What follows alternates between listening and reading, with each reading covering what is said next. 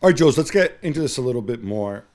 There's still more players that Chelsea want to move out. Obviously, everybody knows about the 40 guys under contract. There's also the guys who are out on loan. Yes. I generally, and they have decisions to make. I mean, Ethan Ampadu, for example, who is Ethan Ampadu? Maybe not a Chelsea-level player, but he showed that he can be a starter in Serie A. He's got a year left on his contract. Do you sell him now? Do you extend his deal? Maybe get some more money later. He's still only 22, 23 he's years young. old. Yeah. He already has 1 million caps for Bale. No, seriously, he's on track to get like 200 caps. Oh, yeah, he's incredible.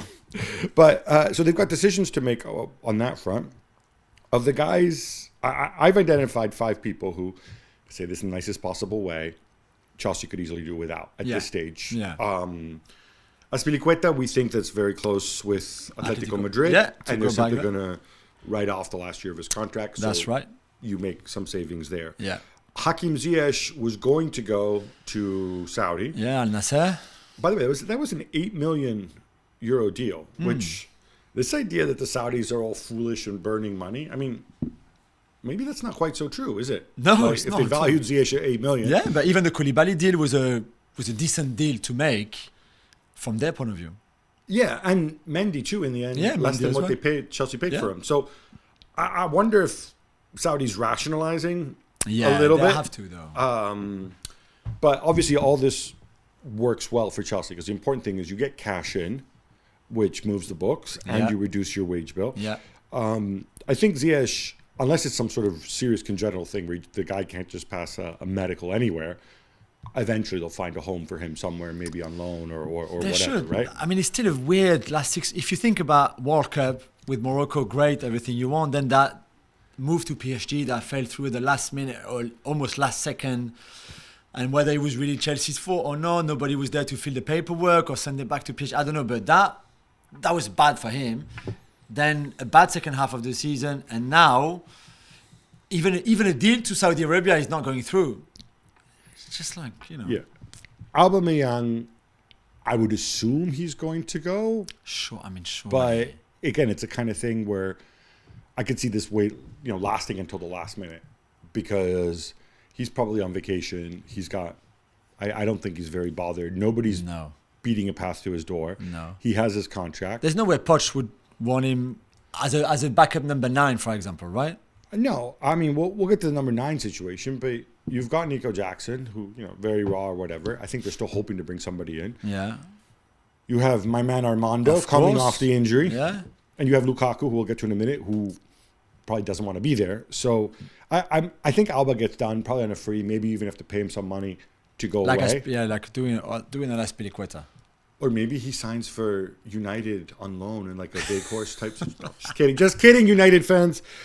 Marco Cucurella is a guy who, personally, I would have no issue letting go because I think you've got enough cover at centre back because obviously Thiago's back, but more importantly, you've got Badiashile, you've got Chalobah, you've got Fofana, you've got Colwill, who we're going to get to.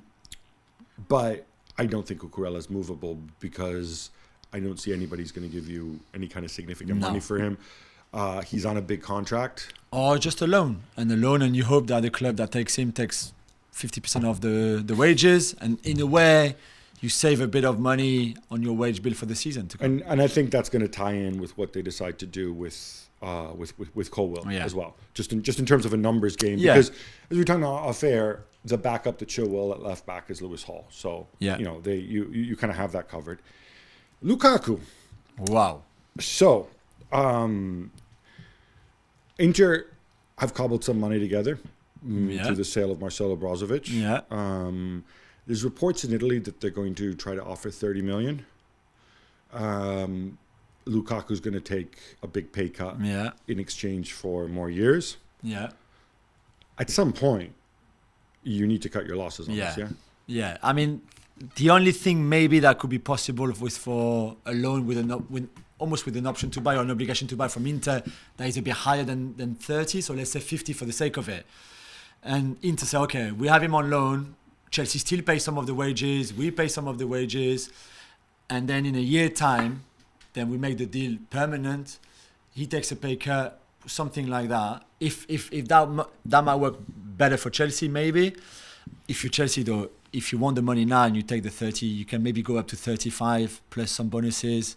That takes you to 40, and you take it. You need Lukaku off your books, for me, as quick as possible.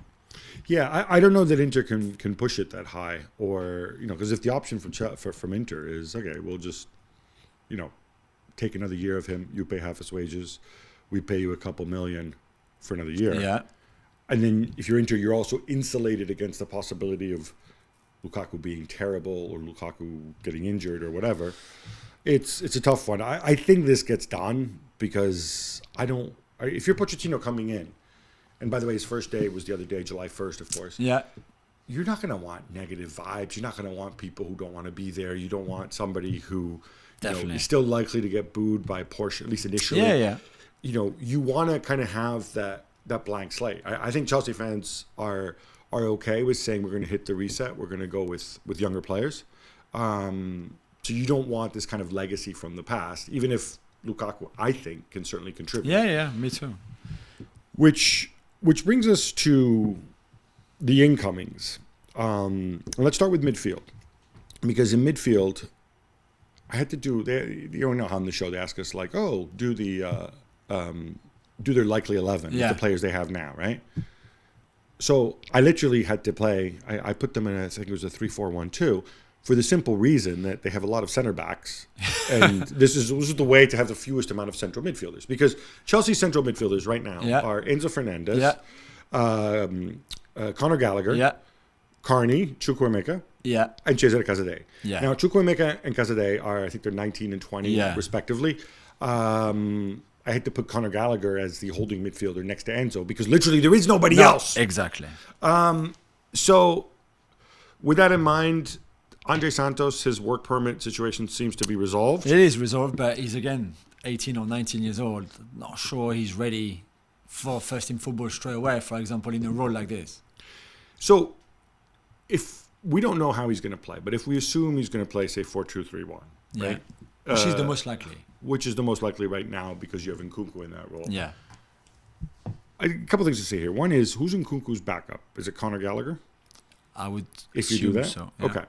Then for the two in front of the back four, obviously one's going to be Enzo. How many players do you need in your squad to cover those two roles when you're not playing European football? 4. You still need 4. We would suggest 4, right? One of them could be Caicedo or Carney. I don't think there's a problem. He's the 4th in your pecking order, but you need the number 1. So 1 and 2, Enzo and whoever is the second starter, those have to be world class or close to world class. The third one, so the first sub if you want, has to be really decent as well. You can't have another kid, for example, with a lack of experience and everything. So like it can't be Caicedo or Chukwuemeka. I don't think so. Not for me. I think they come later. They come 4th, 5th. So we're thinking maybe 2 signings here. For me, it's could you see undoubtedly at Andre Santos you send on loan somewhere? Yeah. I think that makes sense. The Zakaria loan, whatever, last season it worked, it didn't work, he got injured. Yeah. I think he was okay. Some of the games they played. He was okay. I think you can pick up somebody to do that. You're talking about somebody, a veteran who can sit in front of the back 4, come in when needed, maybe late in game, shut things down. Yeah. If you get your A-list guy, who we think is Moises Caicedo, but it could be somebody else. Obviously, they tried for Ugarte as well. That means Andre Santos on loan. I think so, yeah. To Strasbourg? I think this is something that Patrick Vieira, and we will come to Vieira in the quick hits, the new Strasbourg manager, but I think it's something that Vieira would like. We know, for example, that Chelsea are negotiating for Angelo. We should point out, Chelsea own a chunk of Strasbourg. Yeah. And Angelo, for example, one of those promising players, a young player in Brazil. And the idea for Chelsea is to get him and then to loan him at Strasbourg, where he will have a season in Ligue 1 with Vieira, etc., and then see what happens with him, which I think the idea very much behind owning Strasbourg as well as Chelsea for Blueco is to be able to do that, which is what other owners with multi-club ownership are doing. Right. Because it's worked so well. No, but it's not a bad idea. Angelo would not be ready for Chelsea. Andre Santos, I don't think would be ready for the Premier League in Chelsea. However, in Ligue 1, I think they'll probably do well, and it would be a good experience for them of European football before going to England. I would tend to agree with you about the two, unless you want Conor Gallagher to be to back up both positions. But the issue there again you have is you're asking Conor Gallagher to do something else, and you're hurting Enzo. I think you need to have two proper defensive midfield options, because I don't want to see Enzo being the guy in front of the back four on his own directing traffic, because you lose so much of what he can do and what makes him so good. Which brings us to Moises Caicedo. Yeah. I think Brighton, the number's been mentioned, it's 100 million. We can say it seems mad. It would be 80. They'll come down from that. 80 will do it. But there's a Levi Colwill factor in here. Levi Colwill was there on loan last season. I think the guy's an exceptional prospect. Me too. Brighton want Levi Colwill. Of course. He's the obvious thing for Chelsea to do. Definitely not. You hang on to Colwill. 100%. Colwill is... Badiashile is one of mine, so I like Badiashile. You know, Colwill is a better player than Benoit Badiashile. I really believe that. I think he will be... He's a better player right now. Yeah. I think he will be... Better than Wesley, too. At least Wesley is right foot. So if you just look at left foot, the two... I knew the whole left foot, right foot thing. But it would be, because if Okay. you look on paper, Badiashile and Colwill will fight for that Right. left centre back position, right? More than Fofana, more than Thiago Silva, more than Chalobah even. I think it would be a mistake from Chelsea's point of view to get rid of Levi Colwill, even if that means getting Caicedo for less money, because you can offer 50 plus Colwill for Caicedo instead of a whole 80 million. I would try to make Caicedo without having to let Colwill go. I think the logical thing to do here, right? What I would do if I were Chelsea is I would loan Colwill. If I can loan him back to Brighton if you want. Give him another year in that environment. I agree with you. I would not let him go, and see if you can use that to take some pounds off. Yeah. I think that would be the best. It would be the best scenario, man. I also think you don't want to be locked into has to be Caicedo, because that's a dangerous one. That's how you end up spending a lot more than you want to spend. So Chelsea didn't have enough money for Ugarte, really. At the time, because they hadn't sold the guys. Yeah, exactly. Now it's a bit different for Caicedo, but Brighton know how much money Chelsea got from the players that they let go. Would somebody like Palhinha make sense? I think so. He wouldn't have to move house. He's just on the road. Yeah, very good. He can still take the bus to go. No, I think that, like, just something just more generally in the transfer market. I think once you move beyond the very top A-list, like the Mbappe and Haaland, people seem to forget that players are fungible.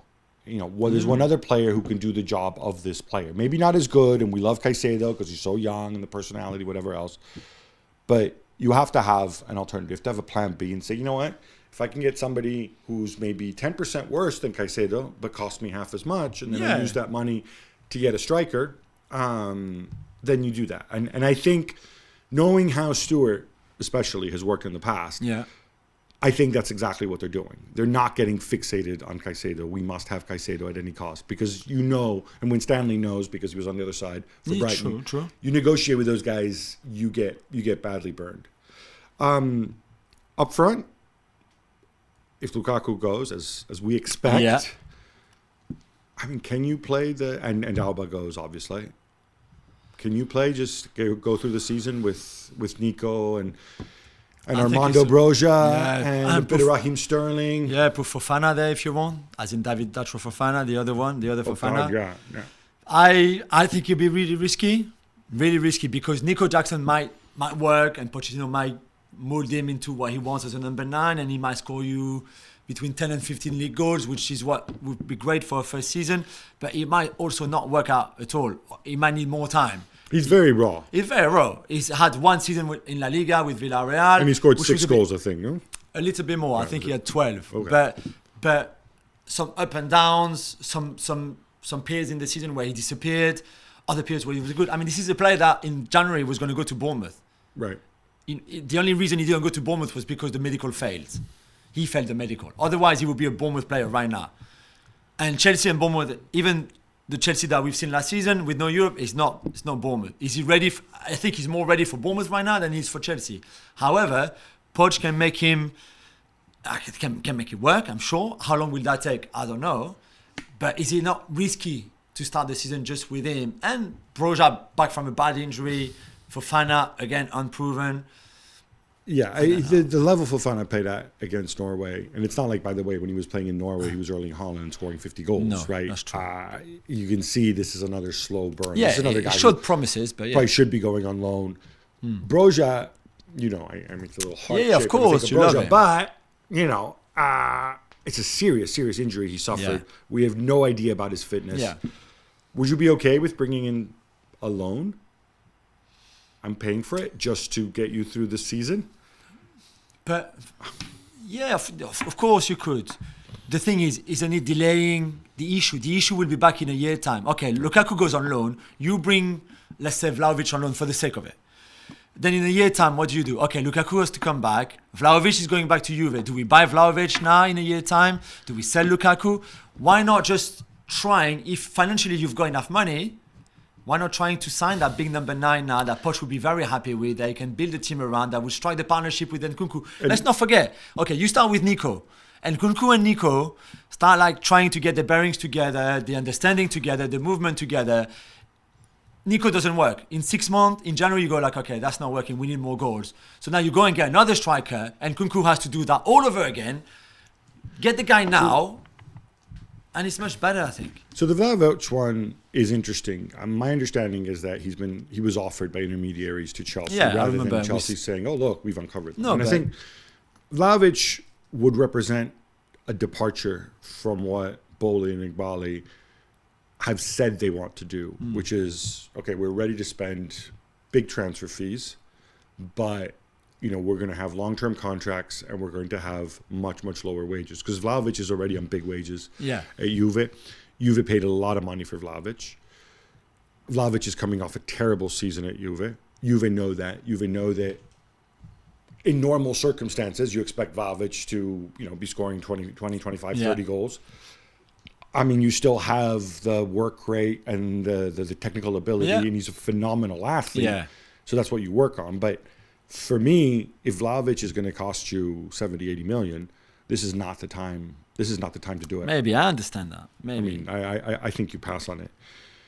All right, knowing what we know now, and we don't know about Caicedo, we don't know who the striker is. And assuming they can sell these guys and meet financial sustainability requirements. Yeah.